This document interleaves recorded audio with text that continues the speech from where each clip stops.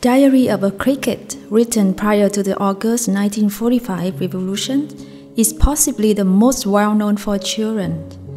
This is the story of a cricket's life and its numerous adventurous experiences. It also expresses the desire of Vietnamese youth to live in a free and happy world community. The book has become a close friend of Vietnamese readers over the last few decades. An independent life since early childhood, a prank that costed dearly. I have lived in an independent life since early childhood.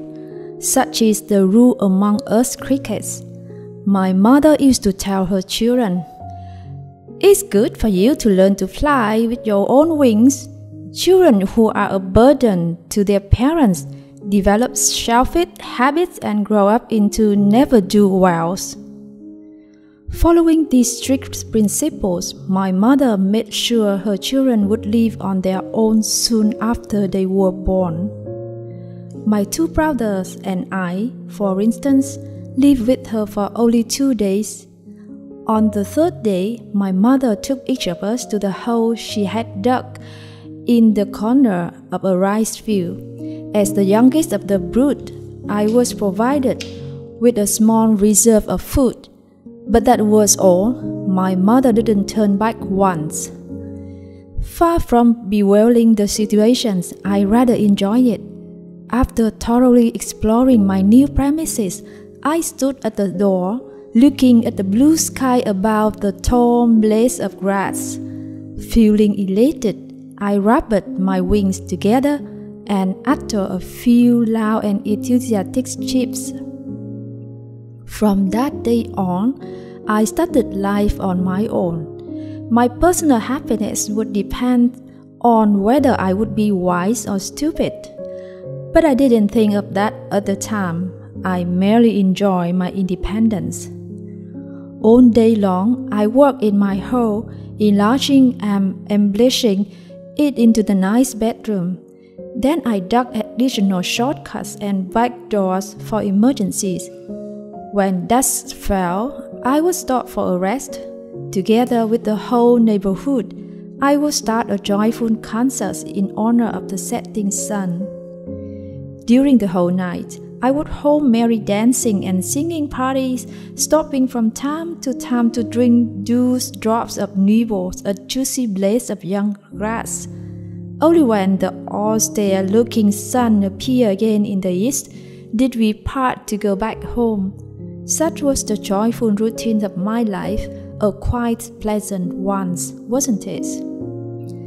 As I lived soberly and worked moderately, I grew up rapidly and in no time became a healthy and strong adolescent.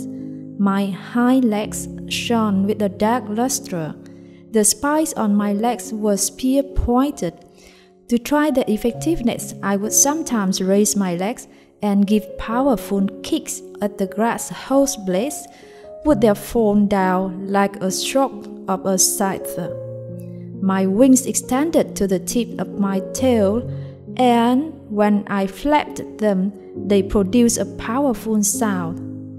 My head grew bigger, and pugnacious-looking bumps started bulging out of my forehead. My two black mandibles was always moving crosswise, like the blades of a moving machine. I was particularly proud of my two long and martial-looking antennae, which I continuously caressed with my forelegs. My whole body was of a glossy brown. I adopted a sturdy gait. When I walk, I solemnly sway on my legs, my two antennae shaking in a bellicose manner. I put on daring airs, and I was quick to pick quarrels with my neighbors. Whenever I started shouting, my neighbor would remain silent, probably not so much because they were afraid to answer back, but because they were of a peaceable disposition. Clearly, I had grown too big for my britches. Young people are often like that. Bragging in is for them to sign of talent. when I bully some timid grasshoppers or a water spider who has chased from his native pond, I believe myself a real hero.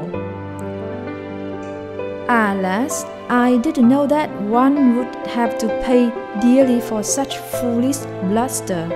Unconsciously, I was doing myself a serious disservice. Later, I would many times narrowly escape death. My heart would then be filled with remorse, but remorse was not much help in setting things right again. This was how the first mishap came about.